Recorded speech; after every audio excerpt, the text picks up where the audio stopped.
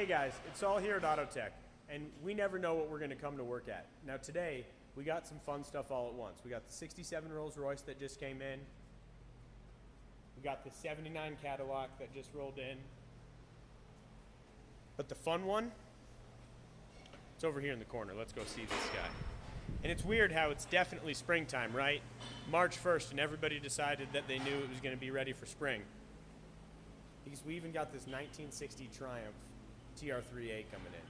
So whatever you got to get taken care of, whether it's your daily driver, you need to be reliable with the work truck, you need to be reliable with the daily truck, or you just want to have fun out there, come and see us. We've got the tools, the techs, and the right technology to take care of your ride. Whether it's modern, classic, antique, vintage, you name it. 7 days a week, 365 days a year, serving the Denver, Colorado metro for the past decades.